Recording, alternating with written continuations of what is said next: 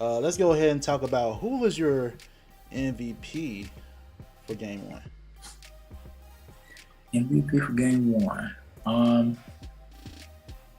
Honestly, man, I think it's all of them had a great overall team effort, They did. but I think without even not even it didn't the game didn't really change for them in the fourth. They just were able to go on a crazy run. But to me, Marcus Smart making those adjustments on defense, and you saw the mic'd up moment when he just kind of like being the coach on the floor and telling them the switches, telling them the matchups. Without that, I don't think they win the game. I think that I've always thought, like in basketball, defense is how you win games, no matter what you think about this player dropping 45 and Steph making 6 threes, and you see they still lost. I think that his defense was key.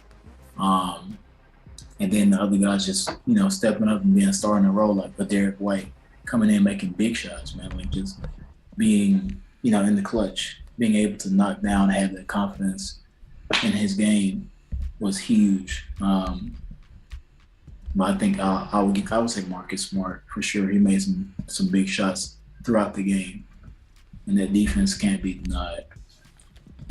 Yeah. I mean, you can't go wrong with anyone from the Celtics side. Like again, Pritchard was effective, right? Sorry, coming out. So yeah, Pritchard was effective. Marcus Smart was effective. Jaylen Brown as well. Al Horford, Jason Tatum with his passing numbers, and yeah, you can't go wrong with anyone from the Celtics. Uh, I would say that big run is what did it. And you were right about the spark, and I'll just add to that. You can't win without scoring either, though. You gotta score. Oh yeah, And I'm gonna give big ups. It's kind of tough because I want to kind of give to Jaylen Brown because he's the one that really kept them in the game. With that when Jason Tatum was kind of off, but I think I just gotta give to Al Horford. Al Horford is the one that really helped spark that run with those back-to-back threes. That really helped, and with that groove and all that momentum, just taking a run with it. He's just taking a run with it. So yeah, I'm thinking I'm gonna go with Al Horford. Jaylen Brown is a very close second behind there. But yeah, you can't go wrong. I forgot to mention Derek White too. Derek White was effective, and he could easily been another. But I gotta get to big time shots. I gotta get to Al Horford, and to be fair, and Al Horford did lead the team in points as well. So yeah, he led the team in points. And again, with how efficient he was. So yeah, he led with 26 points. And with how efficient he was. That too. Knocking down your shots in the big moment. Absolutely, man. That's what it's about, man. I feel like that the star players are going to have the attention. Jason Tatum is going to be the focal point for the opposition's defense.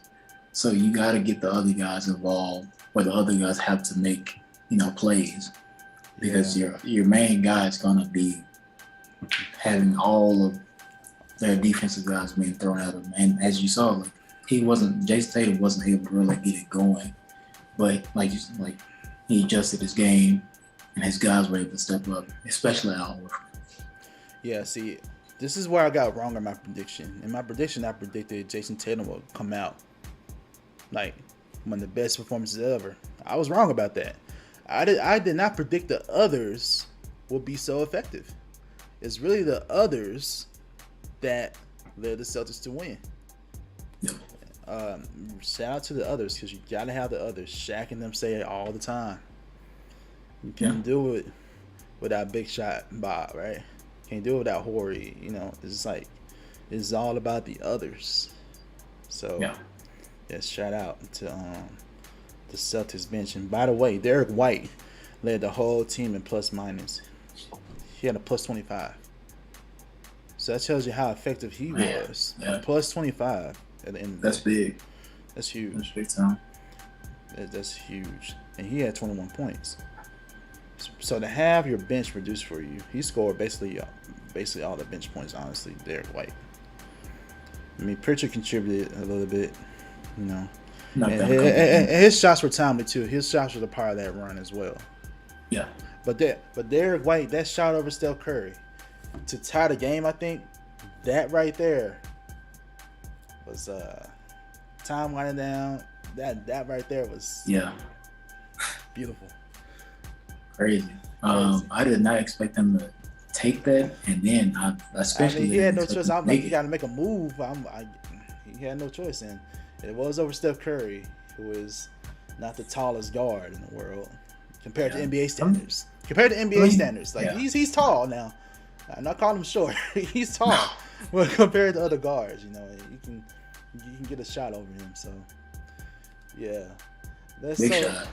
big shot. It was a huge shot. So he could easily be that just for that moment right there. So now let's get into